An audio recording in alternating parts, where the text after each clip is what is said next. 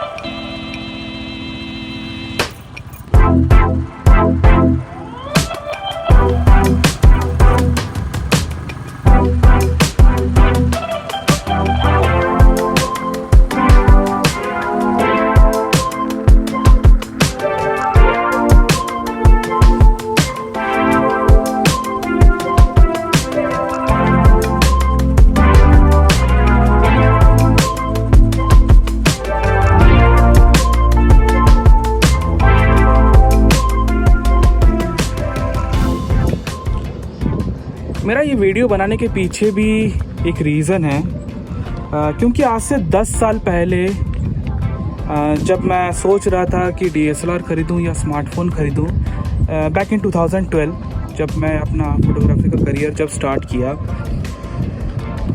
तब मैं बहुत कन्फ्यूजन में था कि यार स्मार्टफ़ोन एक एडवांस वाला लूँ या प्रॉपर DSLR या प्रॉपर जो भी हो SLR कैमरा लूँ। तब मेरे पास एक पॉइंटेड शूट भी था, I think that was a Fujifilm compact camera FinePix model, और इसलिए मैंने सोचा कि क्यों ना एक स्मार्टफ़ोन ख़रीदा जाए।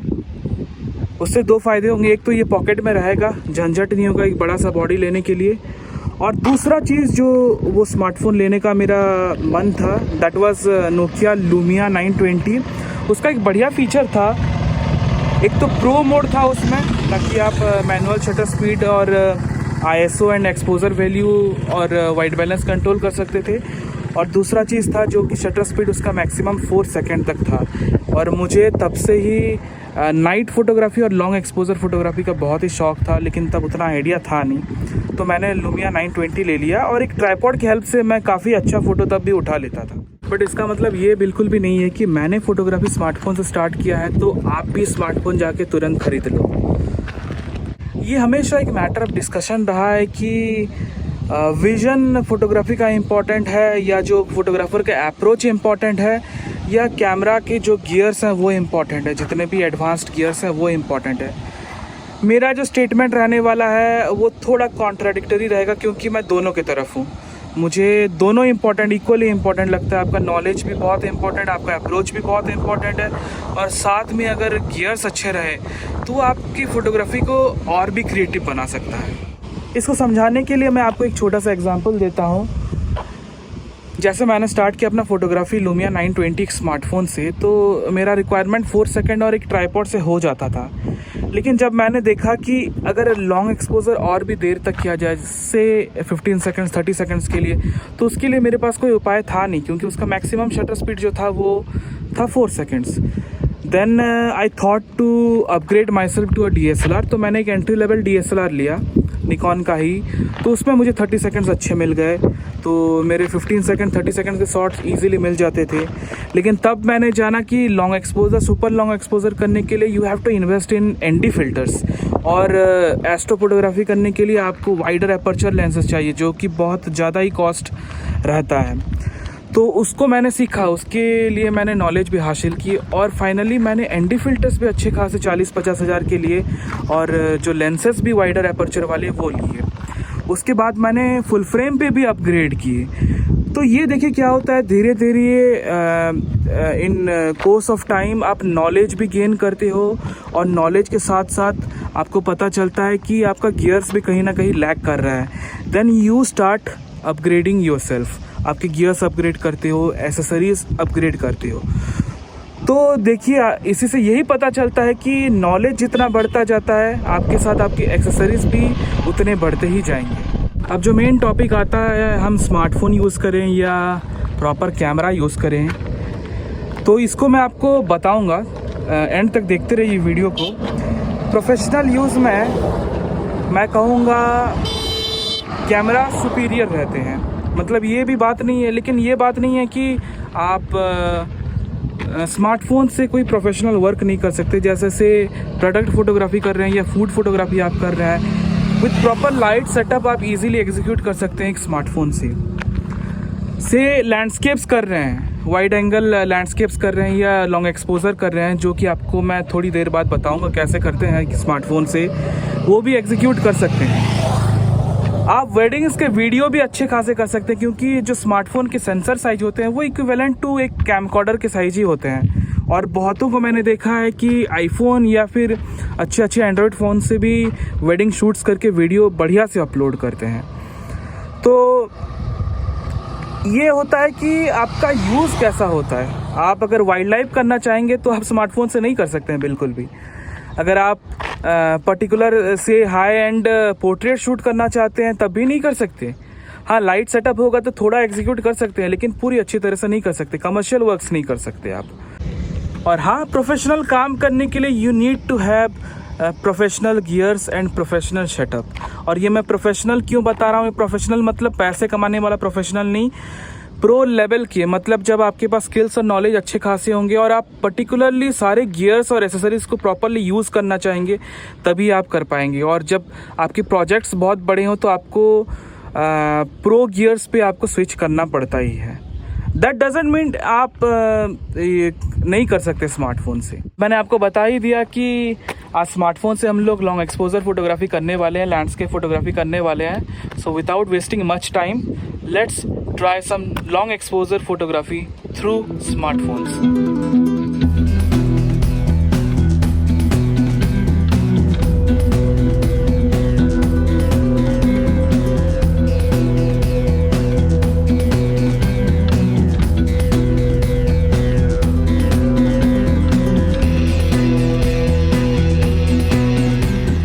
तो मैं आ गया हूँ अभी अपने पॉइंट पे जहाँ पर फ़ोटो लेने वाले हैं। तो आपको बता दूँ, मैं ये वही कैनल पे आया हूँ जो आपको मैंने सेकंड वीडियो पे बताया था हीराकुड डैम के वीडियो के वक्त। इसका 2 पावर कैनल है हीराकुड डैम का, जिसे एक शासन कैनल कहा जाता है, एक बरगढ़ कैनल कहा जाता है। तो मैं जो हूँ अभी शासन कैनल के पास ही हूँ, जहाँ पर ये आप सामने जो देख पा रहे हैं ये उसका गेट है।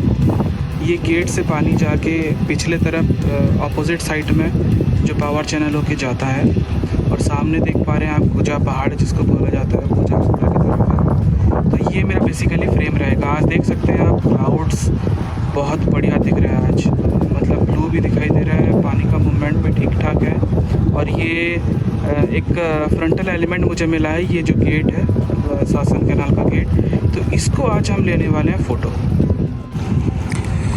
तो आज के ये शूटिंग सेशन के लिए मैं यूज़ कर रहा हूँ, मेरा ये स्मार्टफ़ोन है OnePlus 10 Pro, एक एंड्रॉयड स्मार्टफ़ोन है। और पीछे एक क्लैंप है डिजिटेक का, एक स्लोविक का क्लैंप है। और ये मेरा ट्राइपॉड है, बहुत पुराना ट्राइपॉड है वैनगार्ड का, तो इसे मैं अभी यूज़ आजकल नहीं कर रहा हूँ, लेकिन आज स्मार्टफ़ोन के लिए आज इस ट्राइपॉड को मैंने यूज़ किया हुआ है। तो मेरा फ्रेम जो है बहुत ही सिंपल है। तो आप देख पा रहे होंगे ये मेरा फ़ोन का कैमरा ऐप खुला हुआ है और मैं अभी प्रो मोड पे ले आया हूँ ऐप में। और ऐसी कोई बात नहीं है अगर आपका प्रो मोड नहीं है, मैं प्रो मोड इसलिए यूज़ करता हूँ कि इस स्मार्टफ़ोन पे रॉ मोड है। अगर आपका रॉ मोड नहीं है तो भी कोई इशू नहीं है, JPEG में भी हो सकता है, बस आपको पूरा प्रोसेस फॉलो करना होगा। तो मेरा जो सेटिंग्स है उसे चेंज कर रहा हूँ, आप बस देखते जाइए। ISO को 100 पे रख दिया है, बेसिकली ये ऑटो पे रहता है। एक्सपोजर वैल्यू भी 0 रखा गया है। फोकस भी उसे मैंने इन्फिनिटी या 1.0 पे रख दिया टू गेट एवरीथिंग शार्पर। और वाइट बैलेंस मुझे आई थिंक ठीक लग रहा है, थोड़ा सा इसको वार्मर करते हैं अराउंड 5500 के आसपास। और शटर स्पीड जो है देखते हैं उसे चेंज करके। मुझे जो शटर स्पीड मिल रहा है लगभग 1/3000 ऑफ ए सेकेंड। ये स्मार्टफ़ोन का वैल्यूज़ होता है, मेजरली फेक वैल्यूज़ होता है, सो कोई बात नहीं है। तो देखते हैं इसको फ़ोटो लेके। नॉर्मली इसमें लॉन्ग एक्सपोज़र होता नहीं है क्योंकि दिन के टाइम हमें ND फ़िल्टर चाहिए होता है, लेकिन हमारे पास इस फ़ोन के लिए ND फ़िल्टर नहीं है। तो हम जो करेंगे अभी मल्टीपल फ़ोटोज़ लेके उसको पोस्ट प्रोडक्शन में स्टैक करेंगे, से 10 to 15 फ़ोटोज़ लेंगे इसी कंडीशन पे। और आप कंटिन्यूस फ़ोटो लेने के लिए शटर को बार बार प्रेस कर सकते हैं या फिर ये ब्लूटूथ शटर रिमोट यूज़ कर सकते हैं, जो कि अमेज़ॉन में 100-200 में इजीली अवेलेबल हो जाता है, स्लोविक कंपनी का। ये आपको ब्लूटूथ के थ्रू से एंड्रॉयड पे कनेक्ट करना है और उसके बाद बस क्लिक ही करना है। तो ऐसे ही हमें 15 फ़ोटोज़ लेने हैं।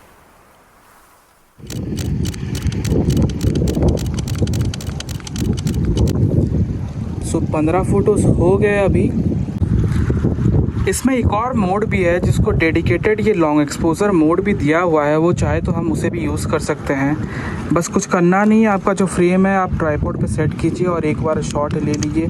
तो बेसिकली ये भी इनबिल्ट स्टैकिंग ही करता है, 4 सेकंड का एक्सपोजर के इक्विवेलेंट शायद 4-5 शॉट लेता है और उसको ये 4 सेकंड इक्विवेलेंट जो है ये दिखाता है आपको। तो ये है बेसिकली वो फ़ोटो, देख सकते हैं वाटर का लेवल जो है वो थोड़ा स्मूथ हो गया है, ऊपर के स्काइज में थोड़े मूवमेंट है, बट हम इसको मैनुअली करेंगे फ़ोटोशॉप में लेके। तो ये था एक फ़ोटो हमने लिया, 10 या 15 फ़ोटोज़ के आसपास हम लिए हुए हैं। इसको अब हम कंप्यूटर में कॉपी करेंगे। बाय द वे मैंने इसको JPEG और रॉ दोनों लिया हुआ है, तो मैं रॉ में प्रोसेस करूँगा। आपको अगर रॉ का फैसिलिटी आपके मोबाइल पे नहीं है तो आप JPEG से ही कर सकते हैं। तो एक फ़ोटो यहाँ पर हुआ, अभी थोड़ा कंपोजिशन दूसरा देखते हैं और एक और फ़ोटो लेने की कोशिश करते हैं। तो अभी जो फ्रेम रहने वाला है वो है ये जो रॉक्स है, जो पेवमेंट के रॉक्स हैं, इसको मैंने एज ए फ्रंटल एलिमेंट रखा है। मिड ग्राउंड पे वाटर और वही शासन कैनाल के गेट है, और जो बैकग्राउंड में है वहाँ पर क्लाउड्स और ब्लू स्काइज दिख रहे हैं। तो पहले एक बार करते हैं वैसे ही जैसे लॉन्ग एक्सपोजर मोड पे अभी है, एक शॉट लेके के देखते हैं। By the way long exposure का जो मोड है ये सिर्फ JPEG फ़ोटो ही लेता है, तो रॉ लेता नहीं है। तो जो पोस्ट प्रोसेसिंग की कैपेबिलिटीज़ है और फ्लेक्सिबिलिटी है वो शायद उतना हमें नहीं मिल सके जितना ये रॉ फ़ोटोज़ में मिलते हैं। तो फ़िलहाल ये फ़ोटो आ गया, आप देख सकते हैं ये फ़ोटो।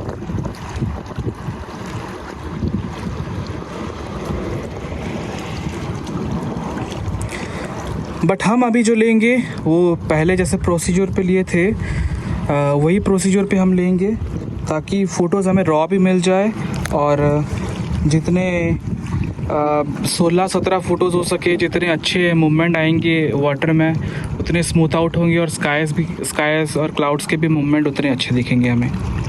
तो चलिए लेते हैं इसके भी 15 से 16 फ़ोटो। तो पहले हम प्रो मोड पे कर देते हैं, ये प्रो आ गए हम प्रो मोड पे। अब लेते हैं शॉट।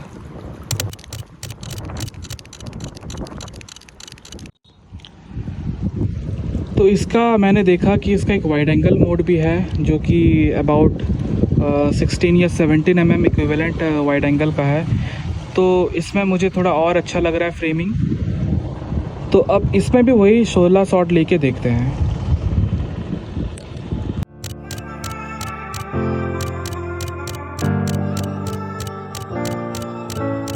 तो ये था 2 कंपोजिशन मैंने, हालांकि सब्जेक्ट मेरा सेम ही था, बट आपको बस दिखाने के लिए मेरे पास आज ज़्यादा टाइम नहीं है, और मैं बहुत सारा सामान भी कैरी नहीं किया हुआ हूँ। तो सोचा आपको बस ये इन्फॉर्मेशन और एजुकेशनल वीडियो के तौर पे आपको बनाया। तो एक फ्रेम वहाँ पर दिखाया मैंने जो सीधा सीधा था गेट की तरफ, और अभी एक ये पेवमेंट की तरफ था एक शॉट। अभी आप थोड़ा ड्रोन उड़ाएंगे, ड्रोन से भी अगर कुछ कंपोजिशन मिलता है हमें तो वहाँ से भी सेम प्रोसेस में करेंगे, क्योंकि ड्रोन का भी जो सेंसर रहता है ये स्मार्टफोन के इक्विवेलेंट रहता है, तो उसमें भी उतना रिटेन करना मुश्किल होता है। लेकिन हमें ड्रोन से तो ट्राइपॉड से उसको रखने तो हो नहीं सकता, तो उसको भी हम लेते हैं वैसा ही 10-12 शॉट, और उसको भी स्टैक करके वो लॉन्ग एक्सपोजर का फील उसमें भी देंगे।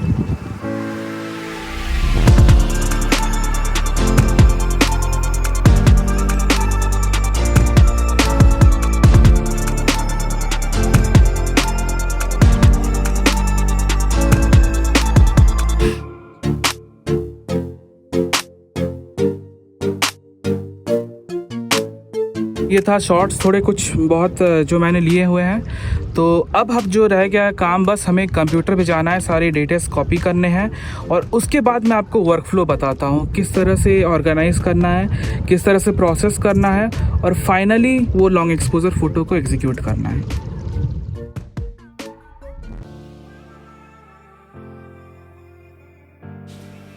तो अभी हम आ गए हैं अपने घर पे, मैं अपने रिटचिंग रूम पे आ गया हूँ। तो चलिए देखते हैं फ़ोटोज़। पहले मैंने फ़ोटोज़ का अपना मैनेजमेंट कर दिया। ये सारे फ़ोटोज़ हैं जो पहले फ़ोटोज़ थे, और जो बाद में लास्ट में जब फ़ोटोज़ लिए वो सारे फ़ोटोज़ को मैंने ऑर्गेनाइज़ करके ये रख दिया हुआ है। तो मैंने जेपेग फ़ोटोज़ ही लिए हुए हैं, क्योंकि ये आपके लिए सुविधा होगा, क्योंकि most of the people are not aware about raw files. तो मैंने जेपेग ही लिया है। तो अभी चलिए फ़ोटोशॉप में खोलते हैं इसको।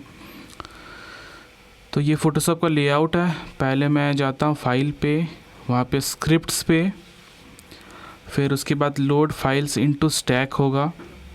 तो ये बेसिकली क्या करता है, सब स्टैक में, ये फ़ोटो रैक में रख देता है फ़ोटोशॉप का।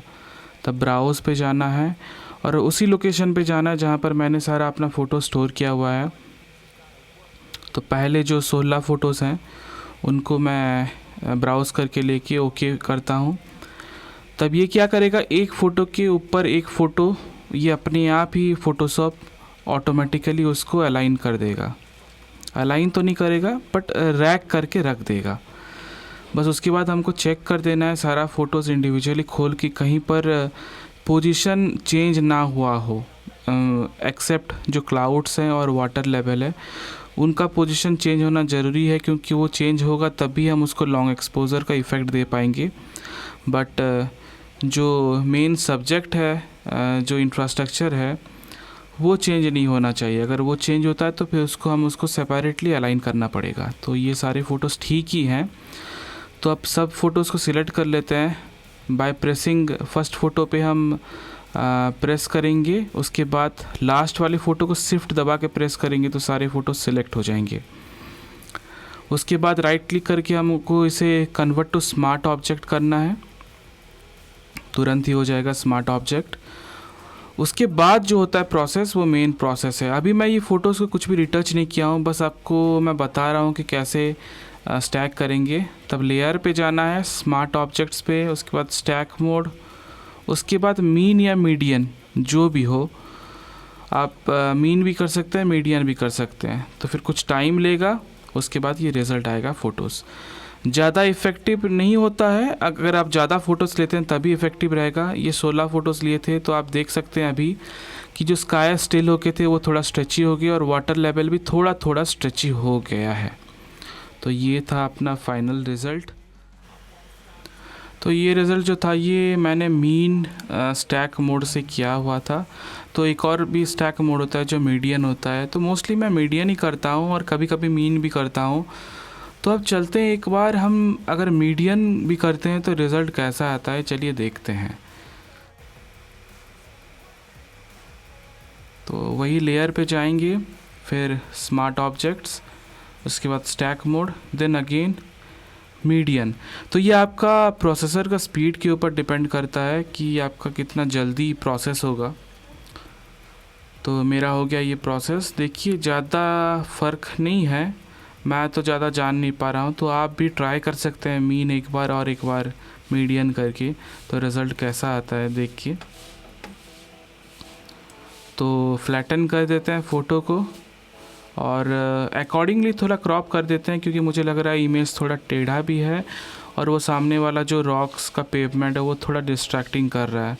तो थोड़ा सा ऊपर करके थोड़ा सा स्ट्रेटन करके इसको, अब ये आ गया फाइनल फ़ोटो अपना। अभी थोड़ा ठीक ठाक लग रहा है, हालांकि कलर थोड़े से वार्मर मुझे लग रहे हैं। तो चलिए देखते हैं इसको, कैमरा रॉ फिल्टर से थोड़ा सा वाइट बैलेंस एडजस्टमेंट करते हैं और थोड़ा सा शेडोज़ अपना बूस्ट करेंगे। तो ये आ गया है।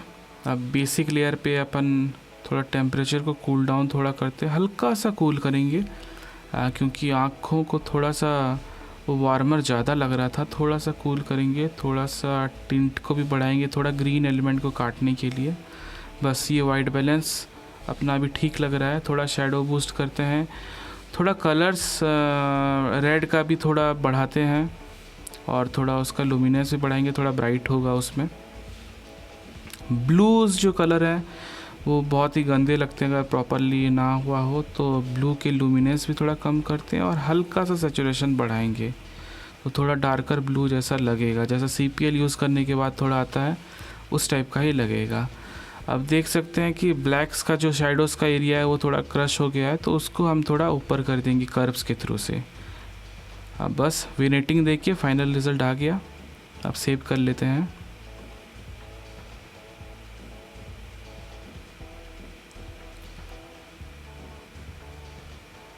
तो जो अपना रिज़ल्ट आया हुआ है वो आप सामने अभी देख सकते हैं।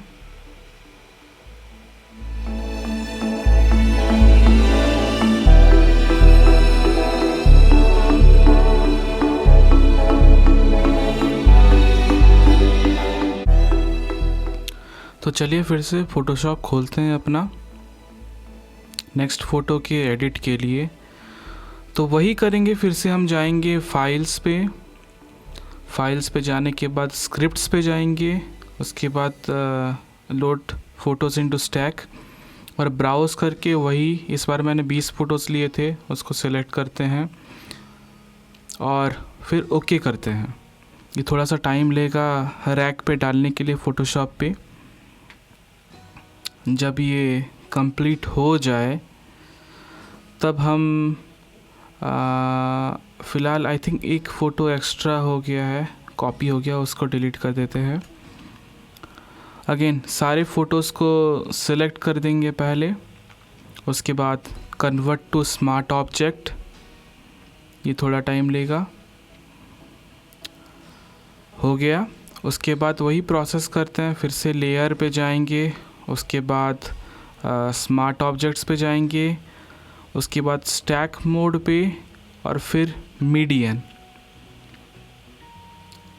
तो ये थोड़ा सा टाइम लेने के बाद सब कुछ फ़ोटो स्टैक कर देगा और आई होप अभी थोड़े वाटर में स्मूथनेस आ जाएगा और स्काई में भी मूवमेंट आ जाएगा। और देखिए ये हो ही गया, वैसे थोड़ा लॉन्ग एक्सपोज़र हो भी गया, क्योंकि ये फ़ोटोज़ 20 फ़ोटोज़ थे तो उसके चलते हमें थोड़े long exposure kind of photo मिल गए। आप प्रीवियस फ़ोटो को देखिए, ऐसा था। आफ्टर स्टैक ये रिज़ल्ट आया। तो आप ये प्रोसेस से भी, आपके पास अगर एंटी फ़िल्टर ना हो तब भी कर सकते हैं। तो चलिए फ्लैटन कर देते हैं पहले इमेज को। उसके बाद मेरा एक प्लगइन है निक का कलर इफेक्ट्स प्रो, उससे मैं अपना थोड़ा कॉन्ट्रास्ट देता हूँ। आप चाहें तो कैमरा रॉ से भी दे सकते हैं, ये मेरा एक पहले से बनाया गया है। तो आपको फ्यूचर में ये वीडियोस में बताऊंगा कैसे इसका भी यूज़ करते हैं। फ़िलहाल आज तो वीडियो बहुत लंबा हो रहा है, इसके लिए मैं जल्दी जल्दी आपको इसके बारे में बता दिया हूँ। थोड़ा ओपेसिटी कम कर देंगे 70% के आसपास, फिर फ्लैट करके कैमरा रॉ पे थोड़ा सा वाइट बैलेंस को फिर चेंज करते हैं अपन। अच्छा, वाइट बैलेंस चेंज करने से पहले ये मेरे नज़र में आ गया एक ट्राइपॉड का जो ब्रैकेट था वो फ्रेम में आ गया। इसको कोशिश करते हैं कंटेंट अवेयर करने की, अगर नहीं बनता है तब इसको क्रॉप ही कर देंगे अपन। तो फिल करके कंटेंट अवेयर करते हैं। तो ये ठीक नहीं हुआ। तो आज अपने पास ज़्यादा टाइम नहीं है तो इसको सिलेक्टिवली हम नहीं करेंगे क्लोन। तो पैच टूल करके देखते हैं, अगर काम बनता है तो ठीक है, नहीं तो क्रॉप कर देंगे इसको। आई थिंक थोड़ा थोड़ा फिर भी मेरे हिसाब से ठीक नहीं बैठ रहा है, तो इसको क्रॉप ही कर देते हैं। पर जैसा पैच किया उसको रहने दीजिए, फिर क्रॉप कर लेते हैं थोड़ा। तो आई गेस इतना, हाँ इतना ठीक है, चलेगा। तो आप देख सकते हैं ये वाला फ़ोटो आफ्टर क्रॉप। तो चलिए कैमरा रॉ पे चलते हैं, थोड़ा वाइट बैलेंस ठीक करते हैं। थोड़ा कंट्रास्ट, नहीं कंट्रास्ट ठीक है, थोड़ा टिंट बढ़ाते हैं।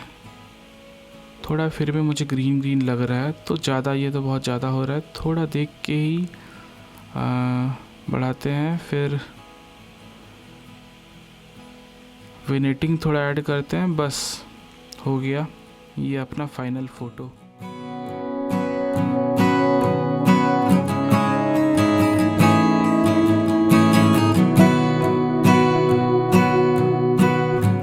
आई होप आपको इस वीडियो के थ्रू से कुछ इन्फॉर्मेशन और वो कॉन्फिडेंस मिला होगा जिससे आप स्मार्टफोन से भी फ़ोटोग्राफी कर सकते हैं। लेकिन हमारा सवाल था, जब हम फ़ोटोग्राफी स्टार्ट करें, हमें स्मार्टफोन से करना चाहिए या प्रॉपर कैमरा से करना चाहिए? तो सिंपल शब्दों में कहूँ, अगर आपके पास 15 से 20 हज़ार रुपये वाला स्मार्टफोन है तो आप अच्छा होगा नॉलेज पे, स्किल्स पे, फ्रेमिंग पे, कंपोजिशंस पे और जितने भी रूल्स ऑफ फोटोग्राफी हैं उस पे इन्वेस्ट कीजिए। और वही सब जितने नॉलेज गेन किए होंगे आप स्मार्टफोन पे जाके उसको यूटिलाइज़ कीजिए और फोटोग्राफी कीजिए। जब आपको लगे कि आपका नॉलेज उससे ऊपर बढ़ चुका है और उसके लिए आपको गैजेट्स या गियर्स या कैमरा लेना है जो कि स्मार्टफोन आपको प्रोवाइड नहीं कर पा रहा है, तब आप एंट्री लेवल कैमरास लीजिए और वही एंट्री लेवल लेंस से स्टार्ट कीजिए। धीरे धीरे आपको पता चलेगा कि आपको वाइडर अपर्चर के लेंसेज भी चाहिए होंगे, अदर मॉड्स चाहिए होंगे, एसेसरीज़ भी चाहिए होंगे। तब आप कंप्लीटली अपने आप को मेकओवर करके फुल फ्रेम और हाई बजट लेंस पे जा सकते हैं।